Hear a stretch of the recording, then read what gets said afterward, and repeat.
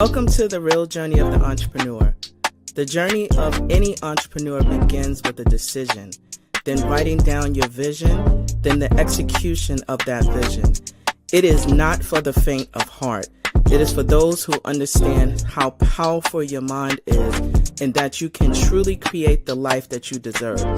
It does require a unique formula that includes belief in yourself, a lot of consistency, connecting with an OG, a lot of tears, missing out on a few events and things, and taking a whole lot of risks that will allow you to see your vision and dream come to pass. This journey of the entrepreneur is from the perspective of a wonderful mother, a business owner, whose goal is to break generational barriers and normalize the process of wealth building and financial wellness through entrepreneurship, all while creating a social and give back along the way. I am sharing this journey with you and invite you to share this process with me. Let's do this together. It's my own, but you have to feel comfortable to own it. Yeah, absolutely. Right? I will always support you. Thank you. Welcome to 11375. My name is Anita Pierce and I am your Chief Experience Officer. At 11375, we offer strategic alignment solutions specific to you and your business goals, and also connecting everything with social impact. So if you are looking for a really amazing organization where we help you to focus your strategy and connecting it with social impact, please do not hesitate to reach out to us. We are on all the social platforms, and you can contact us at 11375.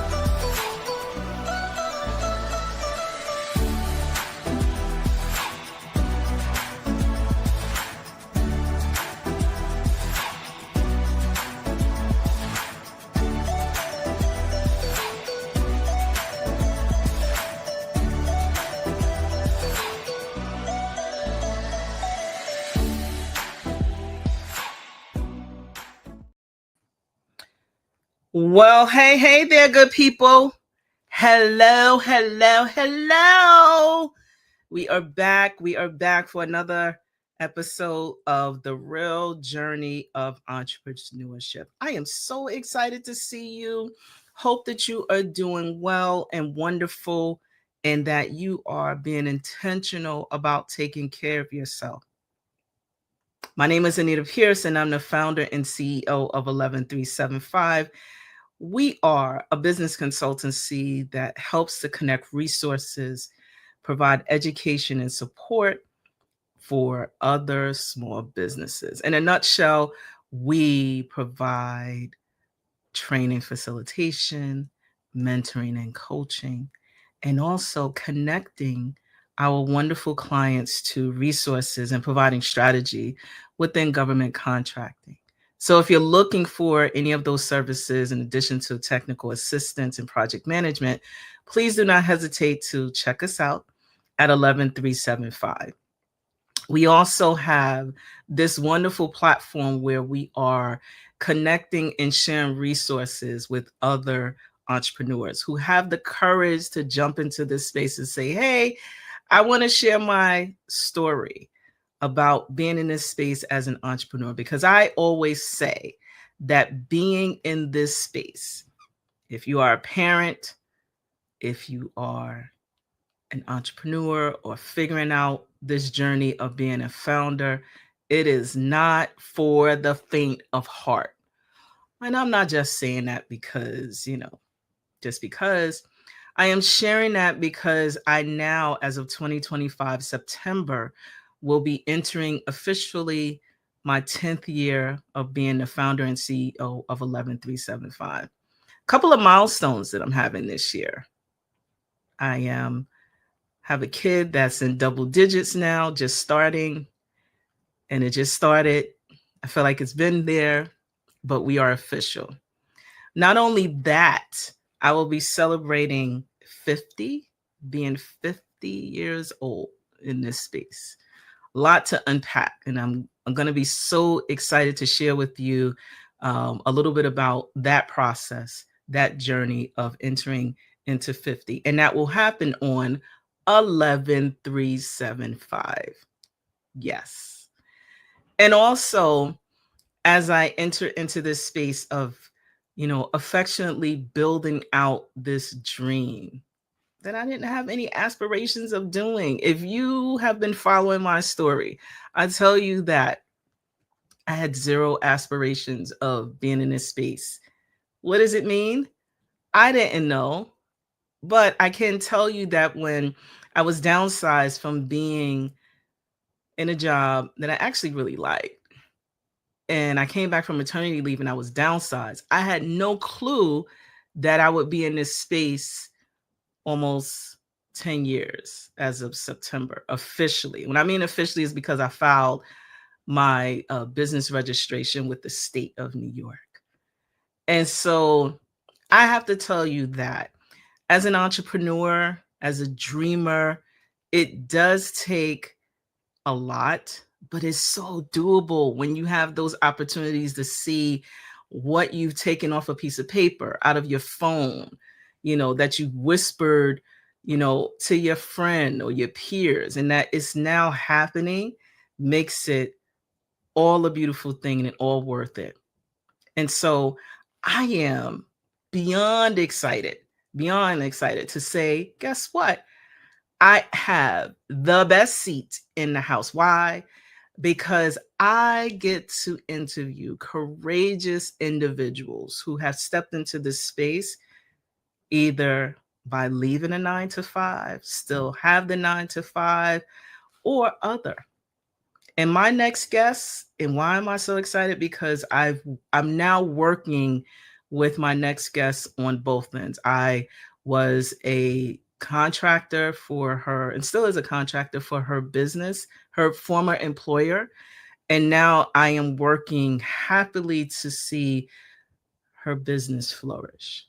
So, Martina, welcome to the show.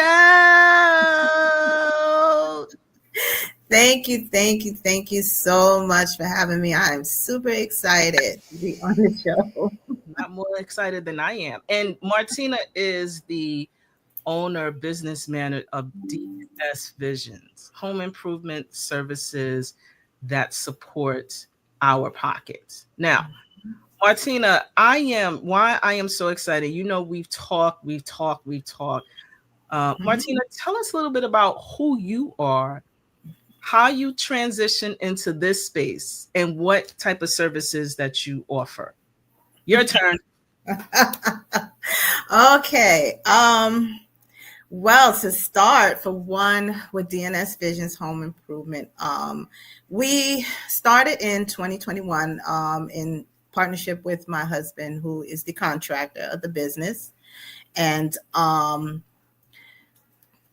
was pretty much working a 9 to 5, just like you had said. And for about 14 years with a nonprofit, doing the business consulting, a job that I really, really enjoyed. But unfortunately, I became ill. Just like you said, it's a story I'm starting to hear a lot from different entrepreneurs, either they would downsize out of an organization, whatever. But unfortunately, my story, I got ill and, exhausted all of my FMLA and sick time, vacation time, all of that. And then it came down to the end and I still was not able to return, still dealing with medical challenges. And unfortunately, I had to resign from the job. Being that we have a great history together, it was one of the most difficult decisions on my end. I was not going to force their hand to terminate me. I felt like, let me walk out with my head held high, and the door is still open. So it's all about building relationships with people. So fast forward a little, jumping into because I did the business, my role was part-time because of the full-time job. But like when you're doing it full-time, it's a whole different ball game. I'm starting to see more, starting to do more. And also one of the things with me is that I am a business owner with a disability. So I have an additional challenge I'm dealing with as well. But I've also learned there's a lot of services out there for business owners who have disabilities. The good news about being an entrepreneur is that you can set your own hours, where being in the 9 to 5 setting, I was unable to, deal with physical therapies and all of that. So just being an entrepreneur allows me to have a more flexible schedule. So, Martina, thank you for that intro. And we're chuckling and laughing because, I've been in this space full time, again, going into my 10th year as of September officially. Right? Congratulations. Thank you. But I can tell you, we chuckled about it when we say transitioning into the space full time. It looks a lot different, as Ms. Martina began to describe, that when you transition, whether I say appropriately, right? When I say appropriately or not, right? Because that can happen as well. You have to navigate a whole different space. But there was something that you mentioned about your time and how you're able to now say, these are the specific hours that I'm going to be working versus being locked in to a specific time. So I want to unpack that a bit before I do my follow-up question. What does that look like for you? You describe yourself as an entrepreneur who happens to have a disability. What does that look like for you? Well, for me, there's days really that I'm challenged with working. There's days really that I can't work, So having that flexible schedule, if I know that I am going to have a full day of personal things that I have to tend to, going to physical therapy, appointments or whatever, then I'll make sure, like say, for example, if I have to work on a grant, I'll make sure that I will plan that schedule out, appropriately and not overwhelm myself. When you're in a 9 to 5 space, you cannot do that. You are obligated to that employer. You're obligated, even though you may have some flexibility with the ADA or whatever, you still have to meet your job responsibilities. And it can really, really, especially if you're dealing with medical issues or whatever, it can really affect your health or affect the things that you're trying to do, even just to, get better. And that's what I was actually dealing with because prior to leaving my full-time job, I dealt with the medical issues for over a year. And so now you're in this space where you have the ability to at least create your calendar to help you to heal appropriately. Yes. And I want to tell you that requires some really forward thinking as you're transitioning into the space. Because what do you do within DNS Visions? I am the business manager. So I am responsible for, writing the contracts, making sure that we are in compliance, which I'm very, very, very big on when it comes to compliance. Like I don't cut corners for anything or for anybody. I am responsible for even searching for additional funding that the business might need to help support us. I'm responsible for even recruiting, like if there's additional help that's needed, recruiting people, hiring people, anything dealing with the business side, licensing, and making sure the insurance is paid, the workers' comp, very big on compliance because in this business, in the industry, there's a whole lot of people that's on your insurance, like certificate holders. So anytime something lapses, phone calls are made, emails are going out, and that could really affect your business. You don't want that type of negative activity. Right. And so, in doing a comma and, DNS Visions offers what type of services? We specialize in residential remodeling. So we do full kitchen, basement, bathroom renovations. We do sheetrocking, plastering, We do flooring, all types of flooring. We do plumbing fixture replacements, light fixture replacements. We also even subcontract with, general contractors, if that's needed. Anything dealing with residential properties, that's our specialty.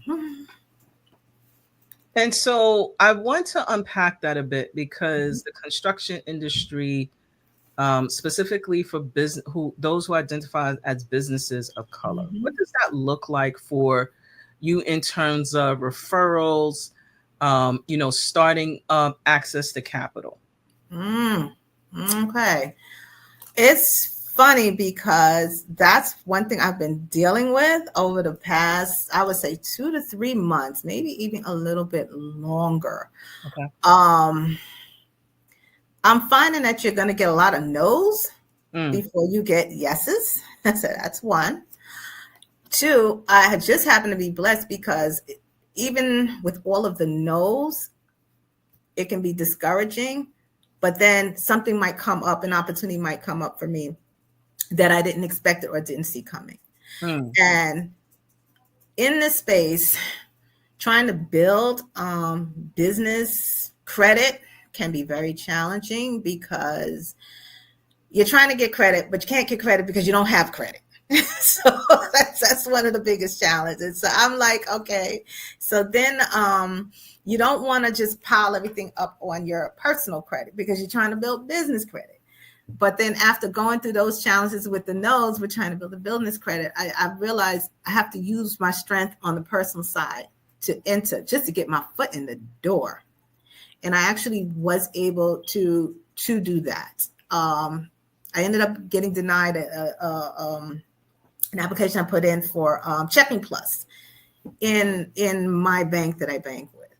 That I have many accounts with in a good relationship, but because we don't have the business credit, and I didn't understand that. So they ended up giving me a loan on the personal side. So I took some of that money to start a secured business credit card with a different bank. So now my foot is in the door. So I want to congratulate you. And again, being in this space is not for the faint of heart. If you got that first no and you would have buckled and said, you know what, screw this, I'm not doing this no more, you wouldn't have gotten to figure out your yes. There are many ways, and I mean, and even though I have experience, there's so many ways to gain access to capital. Majority of us, and I use the word very, very loosely, do not have trust funds, do not have large access to cash, personal cash. Some do, some have, built up a nice cushion and they were disciplined, they had the know-how and all the other positive check marks. I did not. I also self-funded, but did not have, by the time I really got into the flow of having lines of credit, it was because I had won a contract and I needed to backfill, right? And thankfully, and I always say that, and I always, put out the fingers crossed and, thanking, right? Being thankful and grateful to God and also to the universe because I had some resources, right? Most people do not. But that's because I, was saving and doing other things and not shopping as much and, built out a budget. But that doesn't always come as a benefit. But what I so appreciate is now you have experience, right? And now you're building from that experience so that you can leverage whatever access to monies that you have to help you build. There's always a starting point. There's always a starting point. And the biggest lesson I learned in all of that is no one is going to lend you money when you're in distress. That's why it is so important to look for opportunities to build capital when you're in a good place. Okay, so let's hear that again on recap, right? So when you're stressed to trying to find a solution, that is that first of all, you don't make good decisions when you're under such pressure. Let me start with that. But Miss Martina mentioned, right? When you don't really need the money. So what does that mean? We always need money, but if you don't need it right this second within your business, when Mm-hmm. things are going well, when the customers are paying on time, you got a little bit Mm-hmm. of money within the bank and cash flow coming in, everything Right. is up and up. Those are the times when you should be thinking about leveraging or finding additional access to capital Exactly. so Hmm. that when you don't need it, right? Or when you don't need it right now, but when you do need it because you're growing, you're looking to expand, you're looking to hire, you're looking to buy more materials, you go, oh, I got that credit card, business credit card, or oh, I have that line of credit Hmm. within the bank. Oh yes, we can do some things and then repay it back as you are utilizing and recycling that within the business. So you see,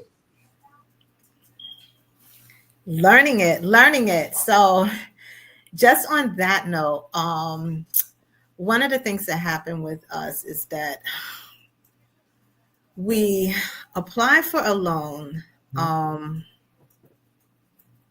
didn't get the loan mm-hmm. because we didn't have the business credit. Right. So then once we applied for an additional secure card, we got it. But I was already prepared with a backup plan just in case that didn't work. So, but also being mindful of when you're applying for stuff because you don't want to have multiple hits on your credit report. Being that you're applying for business credit, they're going to run some of your personal credit. You don't want too many hits on that. Mm-hmm. So you also have to create and think about times when you are applying for this stuff. So since we applied for one loan, I think back in the credit card back in December. So I might wait a little, wait low, and then apply again to something else, at least giving it at least 30 days, maybe 45. But it also depends on what credit report they're hitting, which I actually just learned 2 days ago. Applying for another loan. They actually did the hit on TransUnion. So I'm like, okay, so now I'm going to try and figure out which credit reports, and you can even find that out on the internet, like which credit reports these lenders usually will pull, because then at that time, then maybe you can do multiple stuff if they're doing different credit reports. So this is some of the stuff I'm learning, as I go along. So what you mean to tell me that you had start this business yesterday and you making $1 already? We're trying. One thing we're working on is one, increasing our access to capital, also increasing cash flow. Because another thing I figured out, when you're applying online and you have these pre-qualification offers, there's some kind of algorithm that the banks are using to identify who is potentially, can be eligible for a loan or card or whatever. So with us, like, for example, if you have a restaurant business, they have daily cash flow, so that looks good. With us, it's a little different. Our cash flow is more in an installment. We'll get a down payment, then we'll get another one a couple of weeks later. So the algorithm does not recognize that. So then it may look like we don't have cash flow. So we've learned that maybe it's important to maybe bring in another service in the business that has like a more frequent and a higher turnover that can give us that cash flow, so that to a bank it looks like you have money, because we can get a contract for 20,000, but if that 20,000 is only hitting our bank account between let's say January and February, and then we're using that money, so in March we don't have anything coming in, and then in April then another, it looks like boom, insufficient cash flow. So these are lessons, that we're learning, and we are eager to share with people that are, small business that are growing, or, trying to come up, trying to build. All right. So I am all about resources, Mhm. sharing, probably share way too much, but that's all good. And what I want to share is a few educational points if you don't know about cash flow, because oftentimes we're using language, and if you're just getting started, you may not know what that is. So we are going to share, what an appropriate definition of cash flow, because we talked about it frequently in this specific segment. So cash flow deals with money that moves specifically in and out of the business over a specific time. It is one of the key metrics, or um, key measures that lets you know how well the business is doing, right? So money that comes in and money that comes out. So I want to get a little bit more in depth talking about net cash flow and operating cash flow, the cash flow that inflows minus the total cash outflows. Basic awareness as to what that could mean for you in your business. And operating cash flow, this money comes from normal operations minus interest and taxes. So I want to share that in terms of just like different, language that we're using, cash flow, that, so that you are aware as to what that looks like, and understand that when you hear it, you're like, oh, okay, Yes. money that comes in and out of the bank and how we're able to use it, and understand that what we're describing is real, right? Yes. This is not made up stuff. It's not made up at all. You're not doing case studies that we see on social media. These are things that happen, and the reason why this platform is designed is to share real experiences of each entrepreneur that I happen to learn from and also interview as well. So I want to pivot slightly, but still in the talking about revenue, profitability within your business. What are some of the challenges that, since you've gone into as becoming business manager, because there wasn't a business manager, I presume, before you came into this space. How did you know that was the role that you wanted to take? And also, just in terms of like paying yourself, do you pay yourself, and what does that look like? In the beginning, when I had the 9 to 5, I wasn't really worried about that, because, I had that income.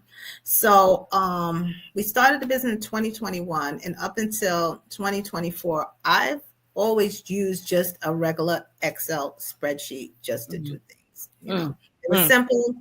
It was easy.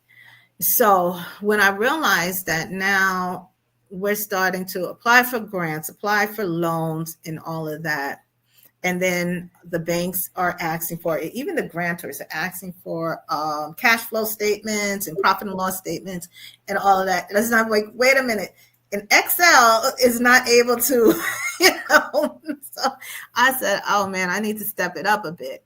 And then I said, now that, I'm no longer with the 9 to 5, I really need to put a system in place so I can really understand the cash flow and money financial analysis of the business. So once I started I actually got QuickBooks, which I found to be very good. And I actually had somebody ask, can you get us, like if we need a cash flow statement or if we need a profit and loss statement, can you get it to us within 24 hours? I was like, oh, well, now I can get it to you in 5 minutes, So that makes a difference. So once I really start, and then I had to kind of learn it myself and try to figure things out and just playing around with it. And I'm getting better at it. And I actually realized that I was not even paying myself. And now it's important to do that because I don't have a 9 to 5 anymore. So now that we are, we have our QuickBooks, and now that we are really looking at how our money is moving in and out of the company, we have a budget plan now. So when we are budgeting for jobs, we make sure we factor in everything, because We was not factoring, we actually hired a laborer. We was not factoring in the taxes that we had to pay. We was not factoring the workers' comp that we had to pay. And once all that stuff comes out, I realized it was nothing left for me. Which meant that you had to increase your prices slightly, Slightly, right? To include slightly, yourself, right? slightly. So that's why it's so important. Sometimes when you're just kind of an independent contractor, you're not thinking about those things. But now, now I have 4 employees, so I have to think about it now because I may be coming home with nothing. So it's like we set up ourselves. You know, so that's one of the lessons I really want to put out there to people. Especially whether you're licensed. There's a lot of people that are doing this unlicensed, which I don't encourage. But some people are just comfortable working under the radar, which I don't encourage, especially in the construction industry because the risks are so high. It's a little different than in the consulting business, but there's still risks. Get your systems in place. Once you have a good system like QuickBooks, everybody can choose their own, and start understanding your cash flow, your money, then you can really start, quoting your jobs, appropriately. So that was the biggest lesson learned. Mm. And so I think my other follow-up question is, how did you know that that was the role that you wanted to take when you transitioned out? Just from prior experience, just from being the business development coach in, for my 9 to 5 job, and just from all the lessons that I have learned along the way, in the 9 to 5, I enjoy it. Okay. One. Another thing I did learn, even though as a business manager, I also have to have the same knowledge equivalent to what my husband knows as the contractor, because when you're sitting in these pre-bid conferences, and there's questions that a lot of contractors are asking, I have to know these things, and there's questions that I may have to ask pertaining to a contract. Secondly, what I learned, we are MWBE certified city. The state is a whole nother ball game, because I had actually am applying for myself, or just using myself to qualify. I have to have the same knowledge to be able to support the NACE codes as a residential remodeler, and they don't back down from that. So that's something, I definitely wanted to share and put out there, like for people who, who have construction companies, and one is the business manager, and maybe the other partner is the actual contractor. As the business manager, you have to know everything, what's going on in your business, and be able to support that. Being able to support it, and know when you're asked questions, because when you're pitching and when you are writing, and you have to have some awareness as to what services are offered within the business, Right. that you are developing and creating. So I definitely agree with you. Mm-hmm. And congratulations on the becoming certified as a minority and women business Thank you. enterprise, because that in itself is the space where I live, and provide technologies and resources and connecting. And I can tell you that even that space. So Martina is like myself, huge on compliance. When I mean huge, because within the state of New York, there is a different process for LLCs. It's not just going to do your state formation and filing with the Department of State. Right. Then have to check off publication. You then every 2 years have to file your biennial statement. Mm-hmm. But the certification, there still are requirements. Once you get in, it's not just holding on to the app to the certification and saying, yes, I got this badge of honor. It's really about putting it to work. Right. But Right. every year you have to complete a notice that says that I am still doing business, Yes. working and actively pursuing contracts. So there is compliance checkpoints that Martina talked about, just saying, okay, I have these things. Workers' comp is huge Huge. within your business, but also within the government contracting space. You really, if you're working on a contract, they need to know that you have all these insurances that you may not say, oh, I don't need them, but you really need them if you want to Mm-hmm. within these different spaces. So what we're talking about is really getting started after you transition into this space and learning along the way. I can tell you, right, I don't care how beautiful the background is, there's a lot that I Well, still have to know, right? There's a lot that I'm still learning. mm-hmm.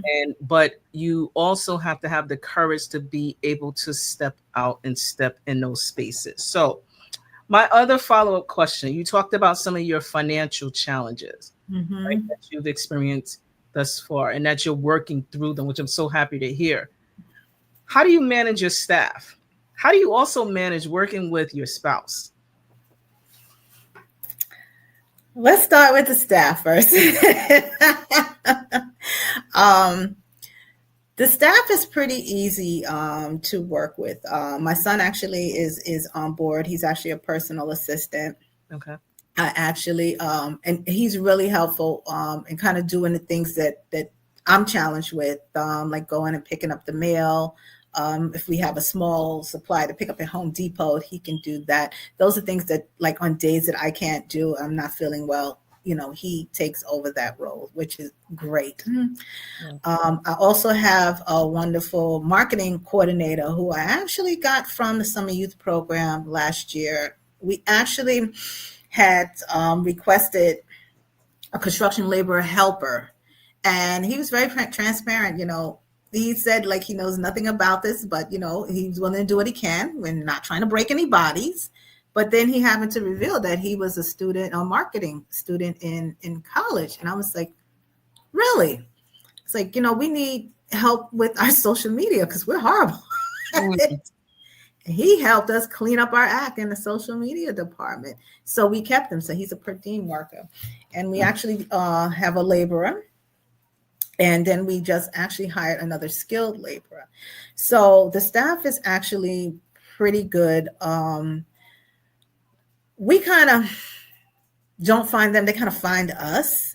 And it's actually a match made in heaven. We always believe in hire slow. Because the last thing we don't want to be stuck with is somebody that we're not happy with and somebody that's not happy with us. Right. How we manage the staff, we definitely treat people with respect and dignity. And we don't look at it as like, I'm your boss, because that's not a good look. We respect people's opinion about things.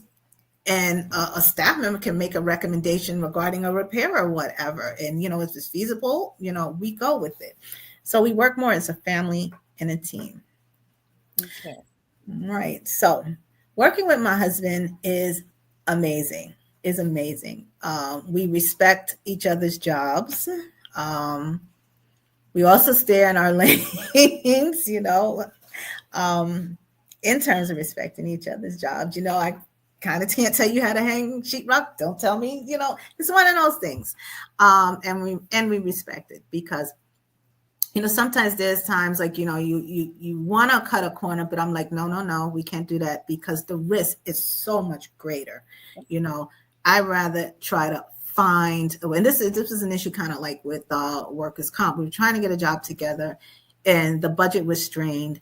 And to bring somebody, and back then we didn't have employees, so we didn't need the workers' comp because we were doing work ourselves. So we was exempt. We had the exemption certificate.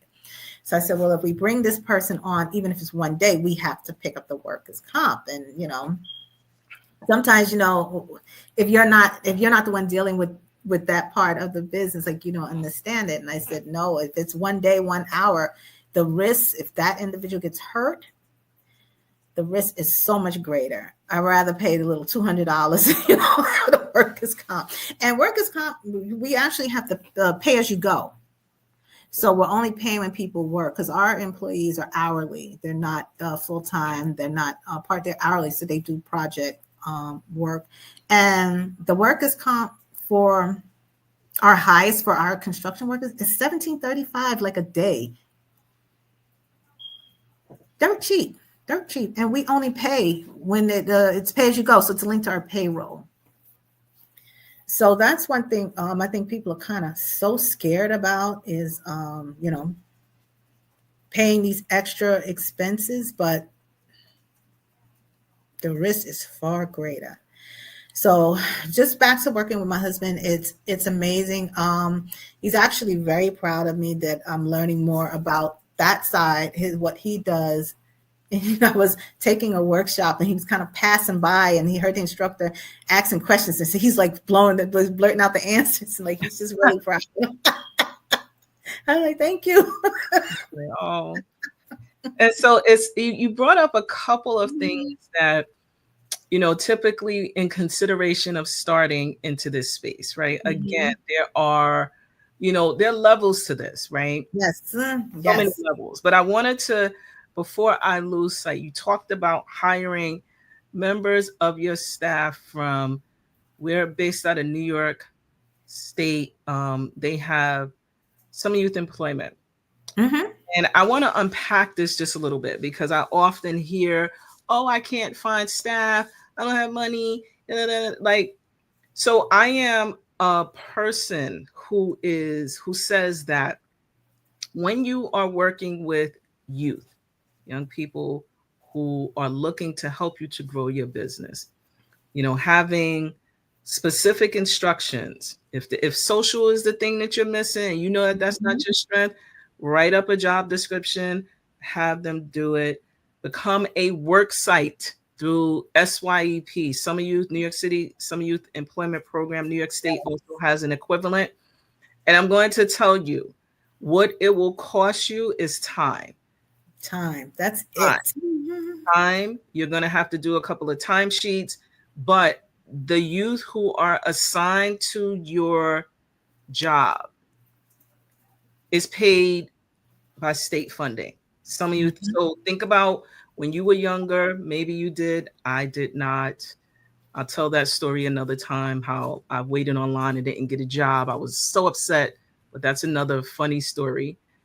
I didn't either. Like I wanted to, and I didn't either. I didn't either. They only had like, I'm from Brownsville, so they only had like, for this specific organization, they only had a specific number that can go through their specific work site, right? And so I just remember standing there and I didn't get the job. And I remember, coming home, my grandmother thought I didn't do anything, but that was a whole other thing. But I never worked for SYEP. I have had partnerships with a number of youth that have helped to design, help me create videos. It's not that I don't know how to do it, it's just that I'm managing time differently. Right. So it can become a work site to innate virtual and also in person. I just want to also say, people like, oh, I'm a virtual. If you have something that you need assistance with, consider this as a way to help you to build your staff. Also, right, I met someone who they're like, oh, I remember you shared this. And they said, I discovered that working with other youth that I was not ready to be a manager. So it could be a way to let you know that you need to kind of increase your skill and your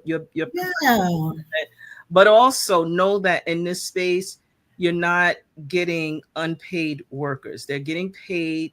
You can teach them a skill. They learn from businesses, and it can help to offset your budget where you have access to a workforce and you can teach them and share with them. And then in my case as well, right, I hired as a result of participating in this program, because it's almost like they got this orientation as Mm-hmm. you needed. And then, if they didn't have anything, or they aged out of SYP, because I think it goes up to 24 in certain Yes, yes. programs, you can find great members. So consider that.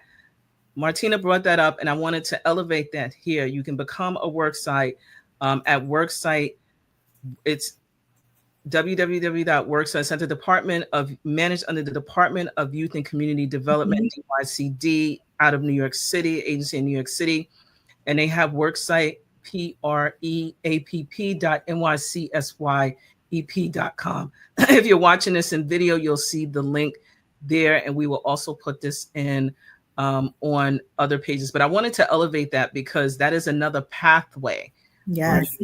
to gain access to the workforce that you're looking for. And also, one of my personal pet peeves is I do not like having folks work for free in certain, Mm-hmm. certain instances, especially if you're going to have them embedded into your business. This is not, Right. if it's like a one-off, you're exchanging, bartering, great. But to have someone to clock in and Mm-hmm. not pay them is, one of my things that my preference is not. I always try to find ways in which youth force can actually gain access to the workforce. So thank you for elevating. I just wanted to share that as a accurate resource. And so transitioning into a different question. Mm-hmm. You just recently became MWBE certified. Talk to me. City. It's funny because I applied July 2023. I did the fast track application, like you told me. I do listen. and and I did that actually when I was still working my 9 to 5. But it was weird because I wasn't getting, and it was like 7, 8 months, and I wasn't getting any responses. And it was so weird because I was also helping some of the participants, in my program in the 9 to 5 complete the MW application, and they were getting. So I'm like, wait a minute. Like, they were getting approved in like 2 and 3 months, So, I start emailing and carrying on, it's like, what's going on, blah, blah, blah. One thing I do say with SBS, they were very responsive. They're very responsive on the phone. They are very responsive in the email. So I have to give them that. So shout outs to them for that. So, but just to, in the event that happens to somebody, it just so happened, one, there was a backlog. So they did tell me that. One of the reasons why my application was taking so long is because my application was with one of the senior analysts who had the most caseload. And then they just had hired a bunch of new analysts, and they gave them some of the caseload. So those people that I were helping, their cases actually just got shoveled over to some of the new analysts, and they got approved because they have no caseload. So I'm like, well, that's crazy. I said, but I'm glad, at least again approved. So finally, when I got approved, I was like the happiest person in the world. But then I was like, okay, now that I have it, like, what do you do with it? Which is, I'm finding that a lot of other people, a lot of other entrepreneurs, and they get it, like, not sure what to do with it. So I'm very happy that you offer those workshops on the government contracting space, because it creates a pathway for us to understand, to learn it, and try to figure out where you fit in. Because what I originally had applied for, my intentions of applying for it is actually has shifted since then, just from being in some of the workshops with you, regarding the government contracting. So now we're working on the state. Did the interview for the state, just waiting for that answer now. Now we are back again. I am in the space of ensuring you understanding the acronyms that we are talking about. So Minority and Women Business Enterprise, MWBE. Certification is state issued to help elevate credentials for contract and development. Yes. What does that mean? What does that mean, right? What does that mean? Yep. It means that you actually, in some instances, can do business with the city and state and I'm talking specifically with New York State, you do not have to be MWBE certified. I want to emphasize that you can conduct business with these the city, state. You do not have to be certified. There is a focal point, right, to increase opportunities for those who look like myself, look like Martina, look like others, also in general, women, right, to help to educate and gain access to contracts that we would typically left out of those spaces. So I want to be clear about what that looks like. And what I teach is differentiating the doing business with the city and also doing business as an MWBE. There's a vetting process that we have to go through. It's not just, yep, I'm here, fill out an application, take my stuff. There is a vetting process. There's documentation that we have to provide. You have to file your taxes. You got to be in business registered for a year. There was a certain, and it's not just that. It's, so Martina talked about really understanding the business that her husband is engaged in. Not that she's actually doing it, but she has to be aware of it. We have to provide resumes, and there's a whole checklist that we have to be just to enter into that space, right? And then once you get it, right, I tell people when I find out, when I do research during my coaching sessions that you are certified and you have not activated, I get annoyed. I get annoyed because you're letting me know that you work really hard to go through all this vetting. They want your blood type, and I'm using that in exaggeration. And you're just sitting on this certification and not engaging. So that's when my specialties come in. We talk about strategy. We talk about how to build relationship. We talk about business capability statements. We talk about all the things. And also we talked about access to capital and cash flow. I talk about preparing because for some agencies, you may not get paid for a while. Yes. To make sure that, you are, and it's not every, right? But there's some agencies that, for some reason, maybe because of, whatever they may be experiencing, you don't get paid, put an invoice and you don't get paid on Friday, Monday to Friday. That's not real. Right. However, within the space that my experience, and I teach from my experience, and I'm like, I don't want people, I'm encouraging members who have trusted us for coaching to go in and not be aware of these gaps because they do exist. So the Minority and Women Business Enterprise certification is good as long as you use it. Yes. If you don't use it, it's just I went through this and that's that. Use the certification, gain access to the additional resources. And I will share my story in just 2 minutes or less. When I became certified, I went through all the classes. Some of them are boring.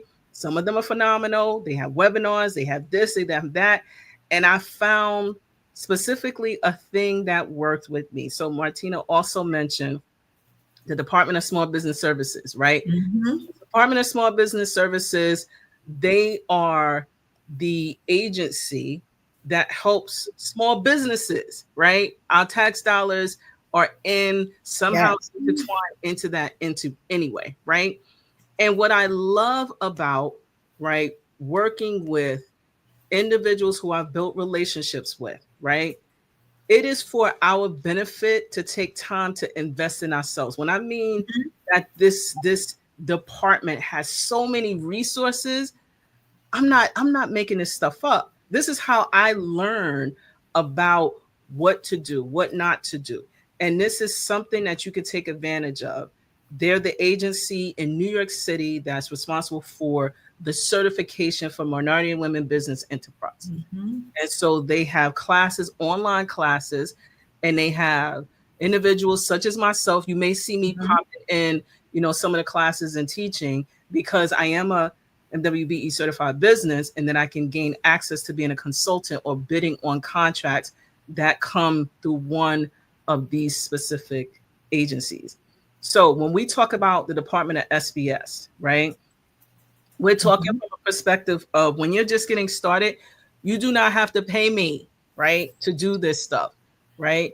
I learned because I took time to invest in things that were already paid for through my tax dollars. I Mhm. say this Mhm. all the time. And people want to take shortcuts. There's no shortcuts to this It's stuff. no shortcuts. And so And yeah, so go ahead. mm, I didn't mean to cut you off, but let me just piggyback. Yep. Because SBS also has a whole component Right. for construction. Right. And when I was doing my 9 to 5, I didn't know that. I didn't know that. It was something that I went to, some information session I went to, and I learned that.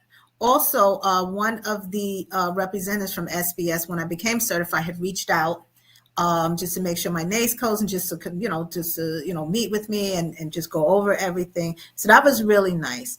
And with their service, they have a whole component that deals strictly with construction, and I highly encourage, especially if you're a small business in construction, you're trying to build, take advantage of those free services.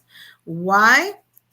One, you may not qualify for a lot of things that you're trying to do because with the MWB certification and city contracting, they only deal with large contracts. So that's a fact. Okay. In order to get there, you have to be doing and generating a certain amount of income, something that I learned along the way. Okay. So go to some of these info sessions that they are having, pre-bid sessions. Like it may be something in government contracting or construction that you don't qualify for. Okay. Attend. One, attending, you meet people. Two, you learn what's needed for that. And that helps you along the way to know what you need to be working towards and building. And you may see, you may even learn something else. You may find out, oh, there's a gap in something that's needed. That's a lot of contracts are out for a particular service or whatever that's needed. Maybe I can go pick up an extra skill so I can get in the door. So it's all about getting in the door, meeting people, because these info sessions are free. So attend. I am always showing up in their bonding. They have this info session about bonding. I'm always showing up there because right now, one of the challenges we have is that we don't qualify for bonding. So just going to the info sessions and learning what the bonding companies are looking for gives you something to work towards. Another thing I am always attending, they have this frequently, is accounting, QuickBooks for construction, because QuickBooks has a whole another program specific for construction. If you're doing large scale constructing, general contracting, you definitely need to get that. I show up in that all the time, and there's participants that show up in that all the time as well, because it's a lot to unpack. It's an 8-hour workshop, a lot to unpack, but I've also gained some valuable lessons from it. And So so I yeah. want to just emphasize, right? So when you are just beginning, I know Mhm, that we create, an experience or a sell, mhm, right? mhm.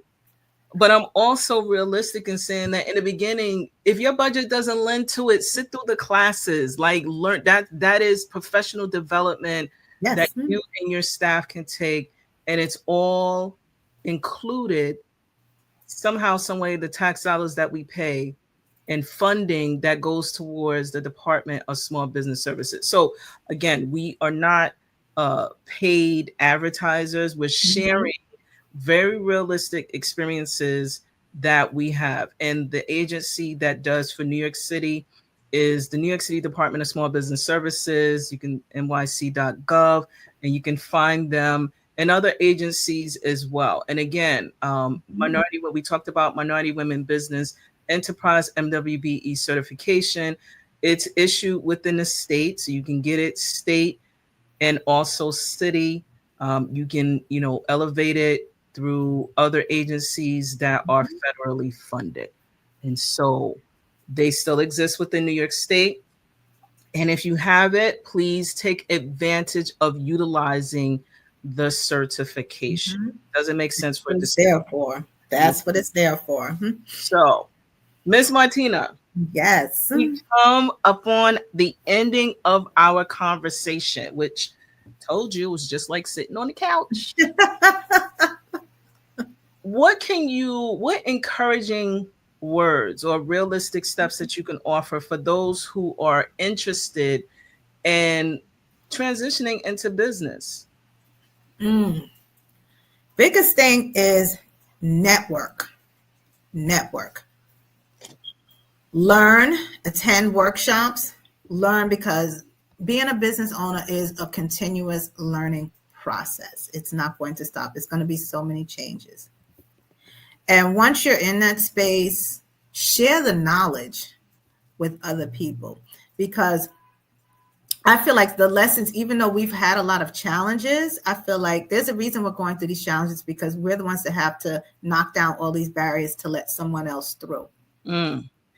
And another thing, it's unfortunate that like sometimes in this business, in the construction industry, it's kind of a dog eat dog world. It is what it is, that people are so scared to share the wealth.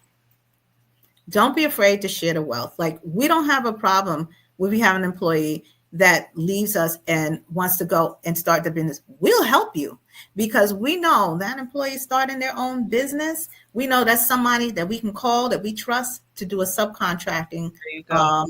to be a subcontractor with us for a project that is too much for us to handle. Mm. And so don't be afraid to share. Don't, and it's unfortunate because sometimes with minorities community, sometimes people like to keep others down. And that's not good. That's not healthy. Share the knowledge, help a friend, and move into the space together. It's better when it's collective and it's more voices. So that's the message that I want to put out there. Also, don't be afraid of compliance. I don't know why people run from it, but if you're going to be in this space and come into an entrepreneur space, whether it's part-time or full-time, you have to do the compliance. The risks are so much greater when you don't. Okay. And there you have it. Congratulations, right? So Thank I'm going to you. congratulate Martina on a couple of fronts. One for, transitioning into her business full time, DNS Visions. And also, secondly, Martina had the opportunity to sit with me for 15 weeks in a beautifully designed healthcare accelerator Mm-hmm. through in partnership with Brooklyn Community Collaboratives and also Hunter College Urban Policy Team. Mm-hmm. And I have to tell you that I got to know more about Martina visions and goals, but I'm also, super proud of the courage of just stepping into this space. This is not for anyone. You think Mm-hmm. that It is not. that is and I'm saying is, but it's doable, right? It's It's doable. so doable. It's There's a doable. Mm-hmm. there's a couple of components that I want to share. You got to take care of yourself through the process, Mm-hmm. mentally, physically, spiritually. You got to find you a crew that understands business language that can help navigate. I still get text messages from folks that want or emails. Can you Mm-hmm. help me with this? Yup, you do X, Y, and Z. Or if I don't know, I'll put it on the to-do list to find out, or I will say, go to this person or this thing, right? Right. Right. Sharing resources is not optional. So I like what you mentioned in terms of network, continue learning, share the wealth of information, help a friend Mm-hmm. who's interested in going into business, and don't be afraid of compliance, right? Don't Mm-hmm. be a gatekeeper. You know, Right. it's not, here's the one thing that I'm going to say, right? And I'm going to say this with my chest. And those from the Goldman Sachs 10KSB, I know y'all chuckling, but I'm saying it with my chest, right? There is no one in this earth that is Anita Pierce of 11375. And that is my superpower. That is my superpower. There is no one in this earth, in this space, that is Martina. And that is Martina's superpower.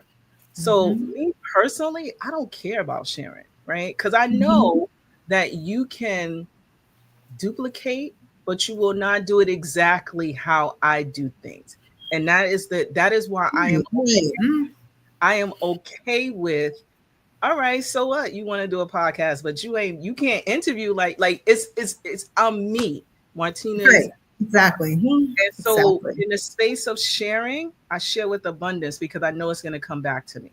And it hasn't, that model that I follow about my life has Mhm. served me so well.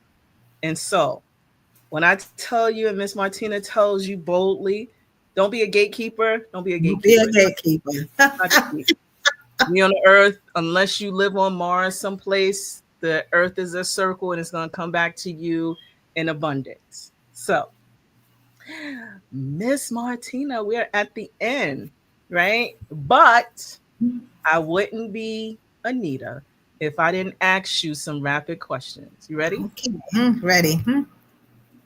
So these days, what are we doing? Pizza or burgers? Oh, pizza. Smoothies or ice cream? Smoothies. Are you taking naps these days? No, but I need to.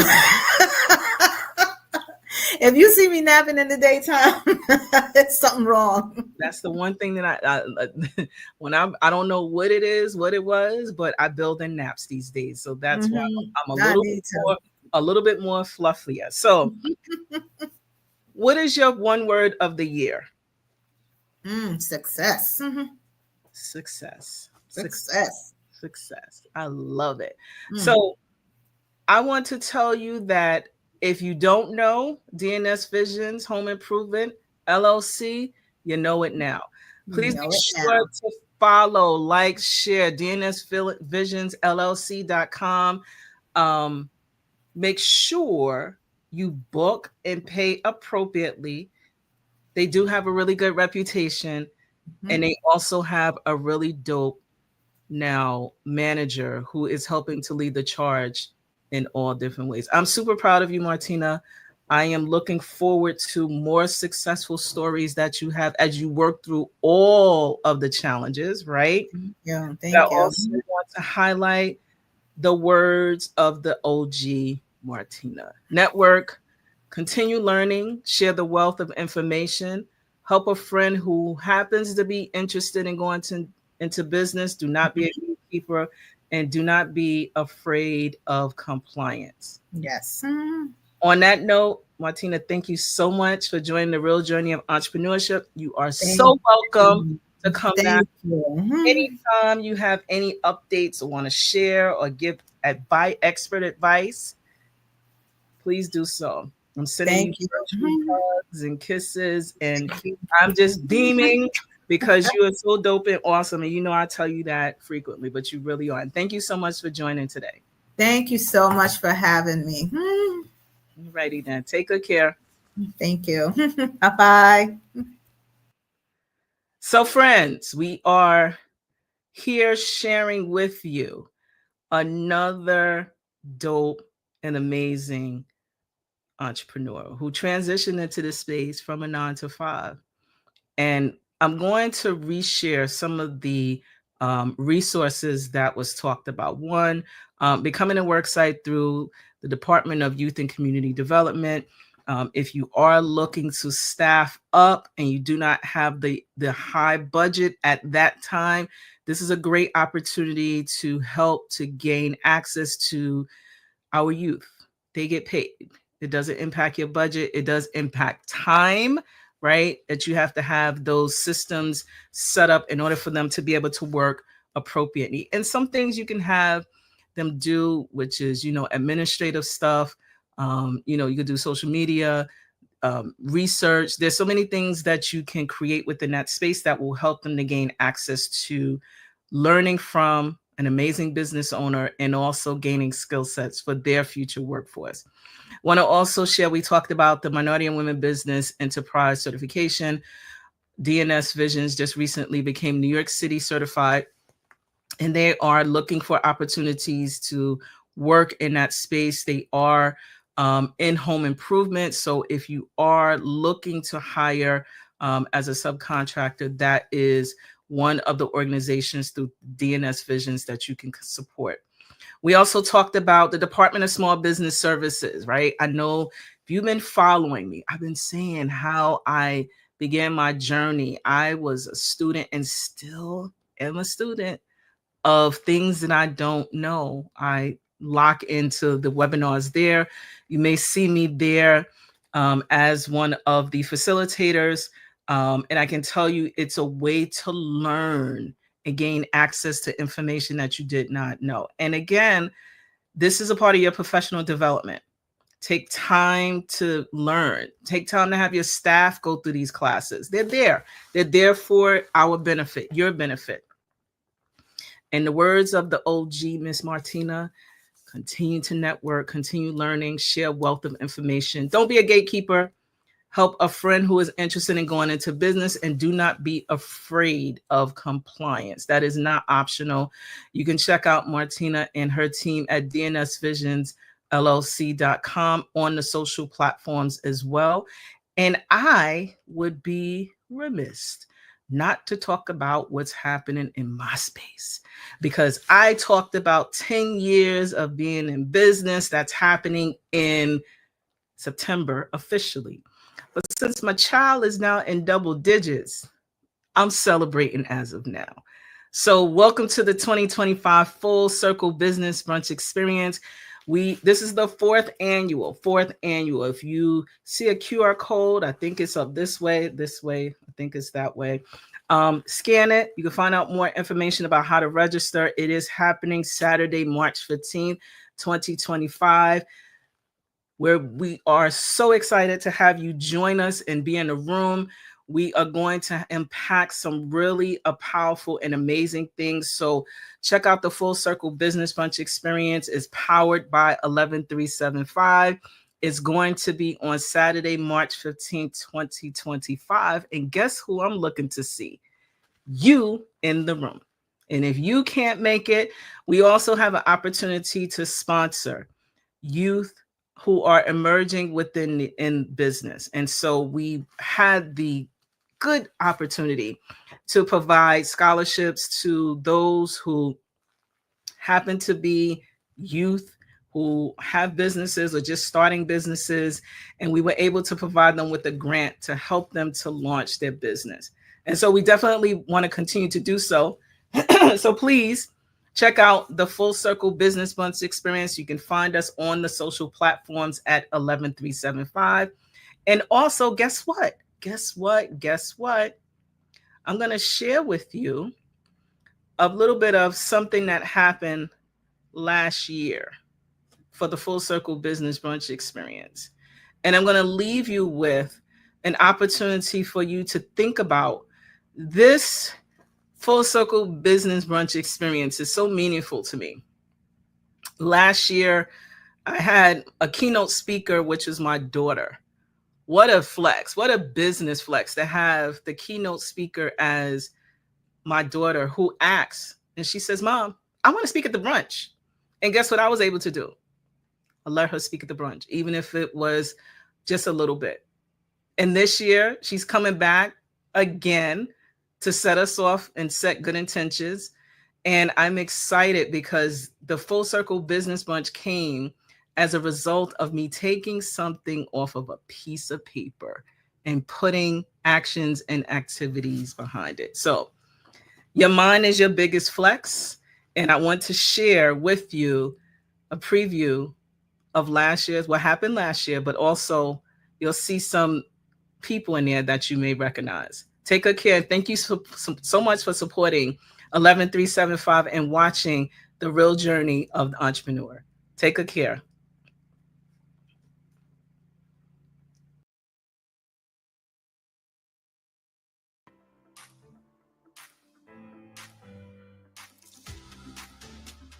Hello, I'm Savannah. Welcome to our third annual Full Circle Business Brunch.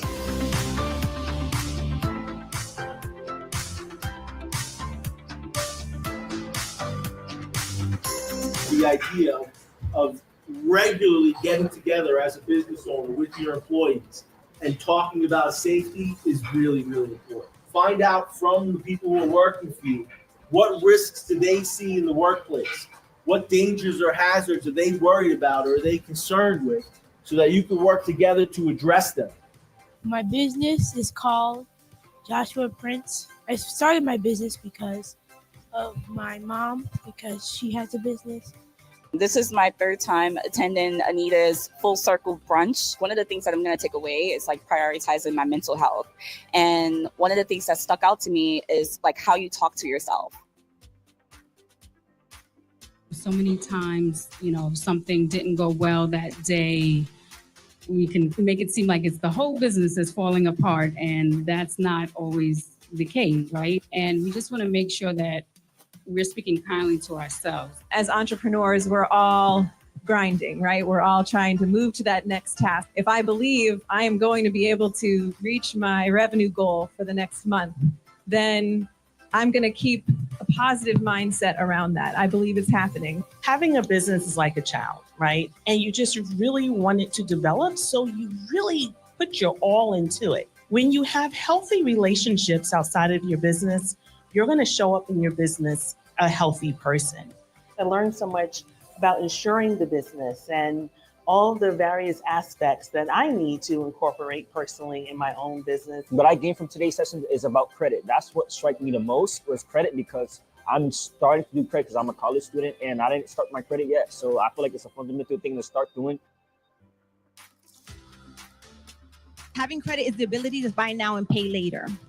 Your score is a 3-digit predictive number, predictive of certain behaviors, which is loan repayment. It has been a very, very engaging afternoon meeting with other entrepreneurs. And one of the biggest things I've taken away is the need to access capital for my business. Cash flow is much more than money in the bank. Okay, so we understand that cash flow is the flow of money coming in and out of the account. It's that timing and that gap in between those transactions is which you need to manage. When you apply for a loan or a credit card, you have to have somebody guaranteeing that credit. That's a way to ensure that the bank has somebody, just in case something was to happen, there's a backup plan, right? Somebody is responsible for that card. I'm learning how to invest. I'm learning how to build credit for my business. I'm learning how important it is to document and separate business from personal financial accounts. And, I'm ready to get started. When starting my first business, nobody taught me about investing. Is there a different mindset between being an entrepreneur and being an investor? It depends on what you are investing in. Are you investing as a passive investor or as an active investor? That changes things. Are you investing with excess capital or the money you need to get back tomorrow? I am full of joy and gratitude and want to thank you all for taking time to invest in 11375.